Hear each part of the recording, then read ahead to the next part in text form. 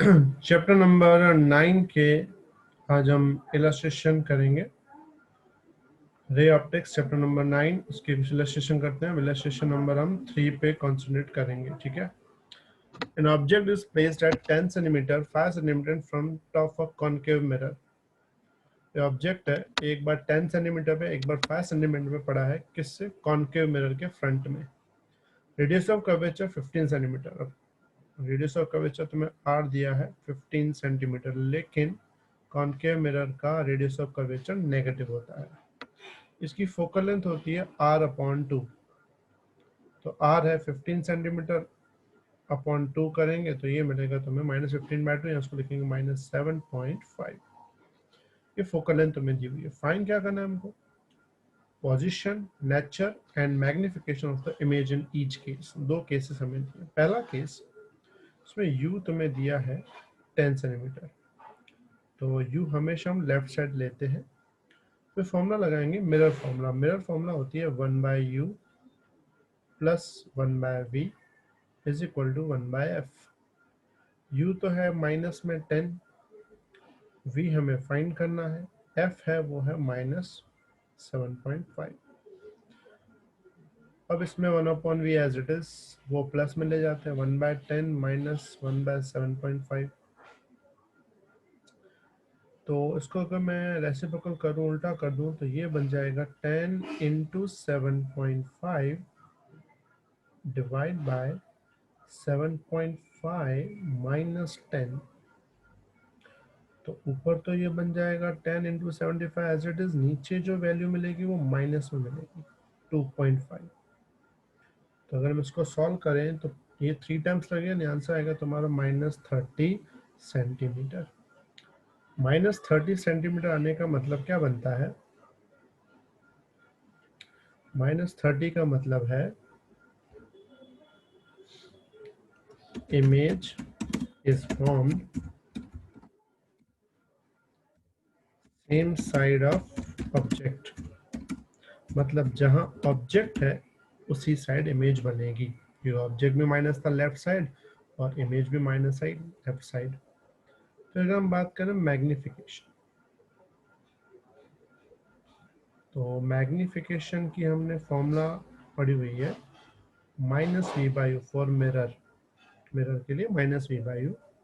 Minus same v जो है वो -30 मिला हमको, u है वो है -10, तो m मिलेगा -3 टाइम। इसका मतलब है इमेज मैग्नीफाई हो जाएगी। Image formed magnified, 3 time magnified, but क्या मिलेगी? Real and inverted. इन्वर्टेड मतलब उल्टी बनेगी। जब ये मैग्निफिकेशन नेगेटिव आता है मतलब इमेज जो बनती है वो उल्टी बनती है। ये हुआ तुम्हारा पहला केस। अब हम बात करेंगे सेकंड केस की। सेकंड केस में u कितना है? 5 सेंटीमीटर लिया हुआ है, तो u ले लेंगे -5। फिर एज इट इज करेंगे, फॉर्मूला वही लगाएंगे 1/u plus 1/v is equal to 1/f। u जो है -5, v हमको फाइंड करना है, f है -7.5। इसको इस तरफ ले जाएंगे तो 1/v मिलेगा 1/5 माइनस 1/7.5। इसका एलसीएम करेंगे तो ऊपर मिलेगा 5 इंटू 7.5 अपॉन 7.5 माइनस 5। तो ये मिलेगा v इंटू 5 इंटू 7.5 अपॉन 2.5। तो ये आंसर आ जाएगा 15 सेंटीमीटर। लेकिन देखो पॉजिटिव आया, मतलब इमेज कहाँ बनेगी? Opposite side of mirror. क्या लिखेंगे? Image at opposite side of object. Opposite side of, एक सेकेंड इसको मैं यहाँ ऊपर लिख देता हूँ, दिखाई दे तुमको।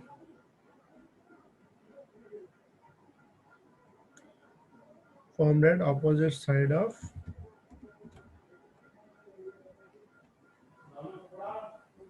ऑब्जेक्ट।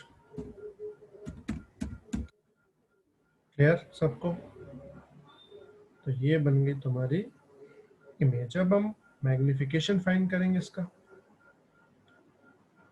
तो मैग्निफिकेशन के लिए m फाइंड करेंगे, m की formula minus V by U लगाएंगे, इसमें v जो मिला वो तो मिला 15, u है -5, माइनस माइनस कैंसिल, m क्या मिल गया 3, फिर से m3 मिला, लेकिन इस बार +3 मिला, पहले -3 मिला था, तो हम क्या बोलेंगे, image is magnified, image is magnified but virtual होगी, वर्चुअल एंड इरेक्ट, मतलब सीधी बनेगी, उल्टी नहीं बनेगी। क्लियर? तो ये हुआ तुम्हारा नंबर इलस्ट्रेशन 3। क्लियर? कोई डाउट हो तो मुझे व्हाट्सएप करके पूछ सकते हो, ठीक है। अब हम ध्यान देंगे क्वेश्चन नंबर 4 पे, इलस्ट्रेशन नंबर 4 चैप्टर नंबर 9 का। Suppose while sitting in a parked car you notice a jogger approaching towards you in the side view mirror of radius 2 meter, r दिया है तुम्हें 2 metre. If the jogger is running at a speed 5 metre per second, jogger की जो actual speed है उसको बोलते हैं velocity of object, 5 metre per second है, और जो रेडियस है वो तुम्हें दिया है 2 metre. How fast the image of the jogger appear to move when the jogger is at 39 metre, 29 metre, 19 metre, 9 metre. हमें फाइंड करनी है वेलोसिटी ऑफ इमेज इन अलग अलग डिस्टेंस पे, ये u के डिस्टेंस, एक बार 39, एक बार 29, एक बार 19, एक बार 9। हमें इमेज की वेलोसिटी फाइंड करनी है 4 डिफरेंट केसेस में। तो हम लोग पहले इमेज की वेलोसिटी का एक फॉर्मूला बना लेंगे, फिर फॉर्मूला में बस 4 बार वैल्यू अलग अलग पुट करेंगे। तो हम लोग पहले वैल्यू डालना स्टार्ट करते हैं। सबसे पहले फॉर्मूला हमने पढ़ी है मिरर के लिए, 1/u + 1/v = 1/f, 1/u + 1/v = 1/f। दोनों साइड डिफरेंशिएशन कर दो विद रिस्पेक्ट टू टाइम, क्योंकि हमको वेलोसिटी चाहिए ना। तो ऑब्जेक्ट की वेलोसिटी की फॉर्मूला होती है du/dt, और इमेज की वेलोसिटी की फॉर्मूला होती है dv/dt। तो हम दोनों साइड यानी इसको लिखेंगे u⁻⁻1 d/dt, v⁻⁻1 d/dt, f⁻⁻1। अब डिफरेंशिएशन करेंगे। डिफरेंशिएशन का रूल हमें पता है, पावर आगे लाते हैं और पावर में से एक माइनस करते हैं, पावर आगे लाते हैं, पावर में से एक माइनस करते हैं, और साथ में लिखते हैं du/dt। इसमें भी सेम, पावर आगे लाते हैं, पावर में से एक माइनस करते हैं, और यहाँ लिखते हैं dv/dt। और f कांस्टेंट है, कांस्टेंट का डिफरेंशिएशन 0 होता है। तो ये -1 सेम, u का -1 -2 पावर होता है, तो नीचे u² लिख देंगे, क्योंकि ऊपर u⁻² होगा, नीचे होगा u²। du/dt इसको बोलेंगे वेलोसिटी ऑफ ऑब्जेक्ट। तो -1 -2 होता है पावर, v का -2 पावर, तो नीचे लिखेंगे v का स्क्वायर। dv/dt होता है वेलोसिटी ऑफ इमेज = 0। इस तरफ ले जाएंगे, तो ये इस तरफ ले जाएंगे, उसको सब्जेक्ट लिखेंगे vi/v² मिलेगा -v0/u²। vi को बनाएंगे हम सब्जेक्ट, vi को अगर सब्जेक्ट बना लिया हमने तो vi क्या बन जाएगा, -v²/u² × v0। ऐसे vi सेम, v/u होता है m, तो v²/u² होगा m², m का मतलब होता है मैग्निफिकेशन। मैग्निफिकेशन की फॉर्मूलाज ये होती है, एक तो होती है -v/u, एक और याद रखना, इट्स f/f-u। क्या होती है, f/f-u, तो यहाँ पे वो डाल देंगे, तो vi होगा -f/f-u²। इसका मैग्नीट्यूड ले लेंगे, तो मैग्नीट्यूड में माइनस हट जाएगा, सिंपल क्या बन जाएगा, f/f-u²। ऊपर नीचे 2 से मल्टीप्लाई, 2 से डिवाइड, तो इसको हम ऐसा भी लिख सकते हैं 2f/2f - 2u² × vo। 2f = होता है रेडियस ऑफ कर्वेचर यानी r, इसको लिख देंगे ऊपर r, नीचे हो जाएगा r - 2u² × v0। ये हमारी फॉर्मूला बन गई। अब ये जो हमारी फॉर्मूला बन गई है, अब हमें सिर्फ इसमें वैल्यू पुट करनी है 4 डिफरेंट केसेस में। एक वैल्यू मैं तुम्हें डाल के बता देता हूँ, दूसरी 3 वैल्यू तुम्हें खुद प्रिपेयर करनी होगी। पहला केस यह है जब u तुम्हारा 39 है, तो फॉर्मूला लेंगे vi = आर तो हमने पास 2 मीटर था, तो इसकी जगह 2 डाल देंगे। आर की जगह 2 डालेंगे, -2 इंटू यू की जगह 39 पुट करेंगे, इसका स्क्वायर। वी ऑफ ऑब्जेक्ट हमें दिया है 5, अब इसमें वैल्यू पुट करेंगे। 2 अपॉन 2 इंटू 13 होता है 78, 2 माइनस 78 इट्स -76 का होल स्क्वायर इंटू 5, तो ये हो जाएगा 4 अपॉन 76 का स्क्वायर इंटू 5। बस बाद में कैलकुलेटर में जो भी तुम्हारा आंसर है तुम कैलसी करके उसको सॉल्व कर सकते हो। फिर सेकंड केस तुम्हें करना है, तुम्हें u अब लेना है 29, वापस यही फॉर्मूला सेम, r वही लेना है 2 मीटर, v ऑब्जेक्ट वही लेना है 5, तुम्हें सॉल्व करके u कितना डालना है, तुम्हें 29 डालना है। ऐसा थर्ड केस भी तुम्हें करना है, सेम फॉर्मूला से u कितना डालना है तुम्हें अभी 19 मीटर। तो चौथा केस भी करना है, चौथे केस में तुम्हें u कितना लेना है 9 मीटर। फॉर्मूला यही वाला लेना जो हमने ये बॉक्स बनाया लेफ्ट साइड, r की जगह 2, नीचे r की जगह 2, 2 इंटू यू, यू की जगह 29, वी ओ की जगह 5 लेना है। फिर से तीसरी बार u 90 लेना है, मतलब u की वैल्यू तुम्हें बार बार बदलनी है और सॉल्व करना है कितना आंसर आएगा। गॉट इट, कर लेना, ठीक है। कुछ डाउट हो तो मुझसे पूछ लेना। अब हम करेंगे question number 5, illustration number 5। the earth takes 24 hours to rotate once about its axis। भाई एक रोटेशन करने के लिए उसको टाइम लगता है 24 hour. How much time does the sun take to shift by 1 degree when viewed from earth. तो simple बात है, 360 डिग्री मतलब पूरा एक टर्न लेने के लिए लगते हैं 24 आवर। तो पूछा है अगर 1 डिग्री शिफ्ट करना हो तो कितना टाइम लगेगा। तो सिंपल बात है, टाइम लगेगा 1 degree into 24 hour upon 360 degree. तो ये बन जाएगा t is equal to 24 upon 360। r है, r को मिनट में चेंज करना हो तो 60 से मल्टीप्लाई कर देंगे, 0 0 गया, इसको 6 की टेबल और 6 की 24 को टेबल लगेगी 4 टाइम्स, तो आंसर आएगा 4 मिनट। ठीक है, तो टाइम तुम्हारा कितना लगेगा, 4 मिनट लगेगा। गॉट इट, क्लियर, आई बात समझ में सबको बेटा। कुछ डाउट हो तो मुझे व्हाट्सअप कर देना, क्लियर हो जाएगा। अब हम करेंगे question number 6, illustration number 6। light from a point source in air falls on a spherical glass of surface 1.5 and radius of curvature 20।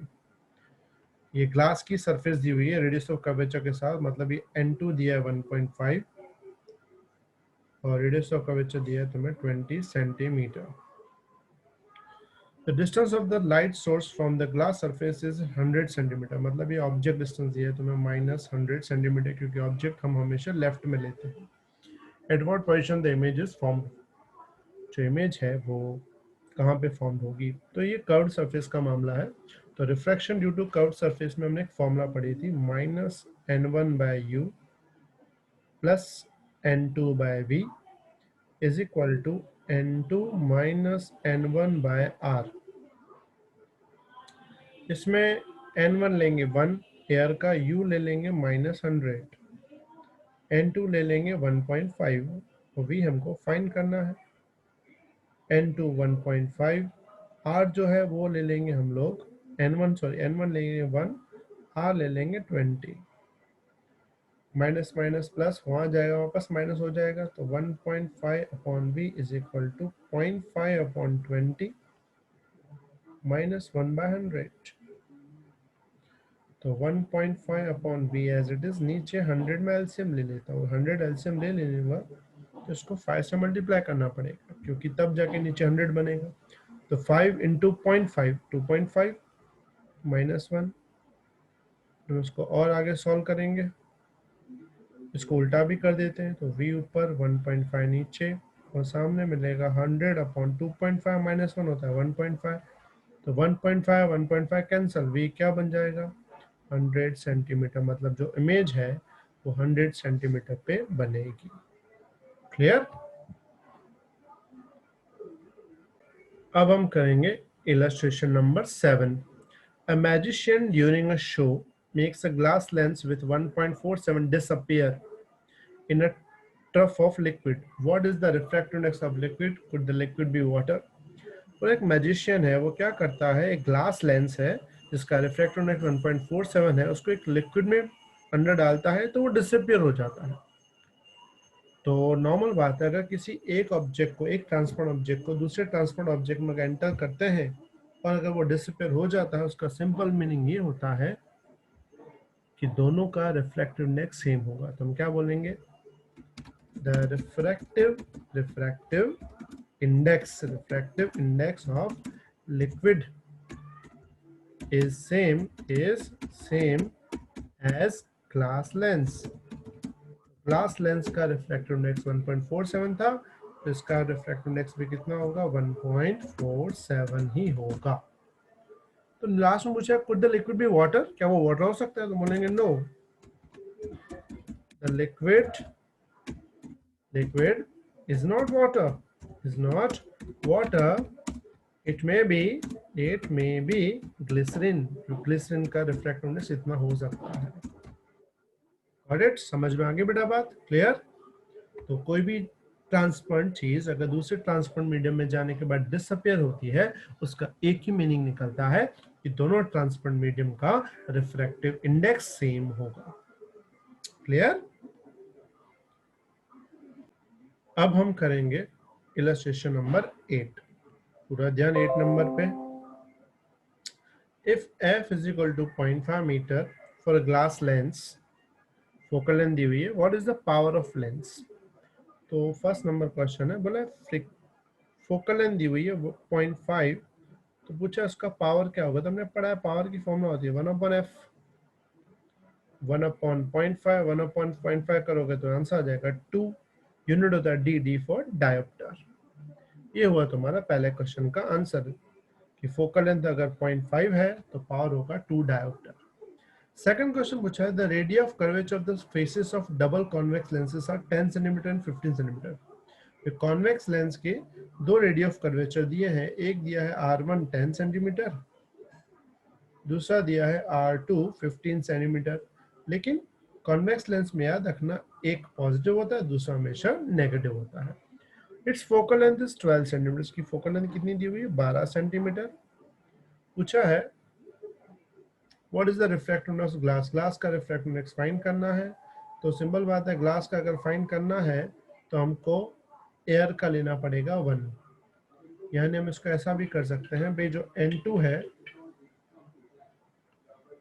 मतलब ग्लास को हम N2 मान लेते हैं। जो N2 है वो हमको फाइंड करना है, जो N1 है वो हम 1 ले लेंगे। फिर इसमें फॉर्मूला लगाएंगे, लेंस फॉर्मूला हमने पहले डिराइव की हुई है।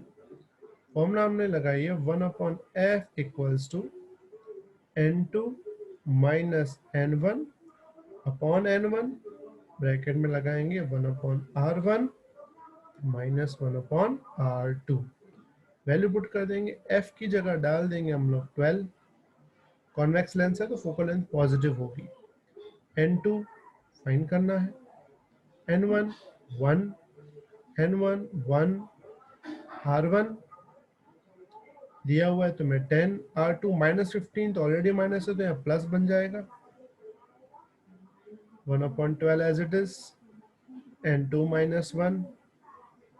इसमें नीचे अगर हम 15 और 10 है तो ऊपर आ जाएगा 15 प्लस 10, नीचे आ जाएगा 150। फिर ये 1/12 एज इट इज, ये 150 मल्टीप्लाई में, और 15 प्लस 10 होता है 25 और डिवाइड में, सामने बचेगा N2 माइनस 1। तो 25 का 150 डबल 6 टाइम लगेगी, 6 को 12 तो ये आ जाएगा 1/2 ऑल ओवर। प्लस 1 करेंगे, 1/2 प्लस 1 तो N2 बन जाएगा तुम्हारा 3/2। ये रिफ्रैक्टिव इंडेक्स 2 हो जाएगा। क्लियर? तो तुम्हें N2 मिल गया। 3/2 मतलब हम बोल सकते हैं इट्स 1.5। इसको क्या बोल सकते हैं, 1.5, जो ग्लास का रिफ्रैक्टिव इंडेक्स है। ये हुआ तुम्हारा सेकंड क्वेश्चन का आंसर। अब थर्ड क्वेश्चन, थर्ड पढ़ो ध्यान से। A convex lens is 20 centimeter focal length in air. What is the focal length in water? Refractive index air water दिया 1.33, refractive index of air glass दिया 1.5। बोला हुआ है कि कॉन्वेक्स लेंस है जिसकी फोकल लेंथ 20 है एयर में, फोकल लेंथ इन एयर 20 है, और फाइंड करना है हमको focal length in water, water में रिफ्रैक्टिव इंडेक्स बदल जाता है। तो सबसे पहले हम बात करेंगे focal length in air, focal length in air. तो एयर में जो फोकल लेंथ होगी वो लिखेंगे 1/FA is equal to n glass minus n air upon n air 1/R1 minus 1/R2। ये हो जाएगी एयर के लिए फॉर्मूला। देखिए सेम चीज अगर मैं वाटर के लिए लिखूं, focal length in water, water के अंदर लेंस की फोकल लेंथ क्या होगी? तो लेंस की फोकल लेंथ होगी 1/F water is equal to n glass minus n water upon n water into 1/R1 minus 1/R2। अब हम क्या करेंगे, इक्वेशन 1 को 2 से डिवाइड कर देंगे। मतलब क्या लिखेंगे इसको, डिवाइड इक्वेशन 1/2, 1 को 2 से डिवाइड। 1 को 2 से तुम डिवाइड करो तो यहाँ आएगा 1/F air upon 1/F W। सामने क्या आएगा, ये दोनों ब्रैकेट सेम है, 1/R1 माइनस 1/R2, ये दोनों तो कैंसिल हो जाएंगे। यहाँ बचेगा n ग्लास, n ग्लास होता है 1.5, air 1, air 1 divide by 1.5 glass का, वाटर 1.33 डिवाइड बाय 1.33। क्लियर? अब इसको आगे सॉल्व करते हैं, मैंने वैल्यू भी डाल दी। अब लेफ्ट साइड जो है पोर्शन उसमें से FW आ जाएगा ऊपर, नीचे बचेगा F एयर, और सामने मिलेगा 1.5 माइनस 1.5 इंटू जो चौथा टर्म है 1.33 वो मल्टीप्लाई में आ जाएगा, और डिवाइड बाय 1.5 में से 1.33 करोगे तो मिलेगा 0.17। F एयर दिए 20 मल्टीप्लाई कर लेते हैं तो F वाटर बन जाएगा 0.5 इंटू 1.33 इंटू 20। F एयर को मल्टीप्लाई किया हमने यहाँ पे, डिवाइड बाय 0.17। इसको तुम सॉल्व करोगे तो वैल्यू मिलेगी वाटर में अबाउट 78.23 सेंटीमीटर। तो ये हुआ तुम्हारा वाटर के अंदर की फोकल लेंथ। क्लियर? तो ये तीनों आंसर्स हो गए। पहले में पावर फाइंड करना था, दूसरे में रिफ्रैक्टिव इंडेक्स, तीसरे में वाटर में फोकल लेंथ। कोई डाउट हो तो मुझे मैसेज कर देना।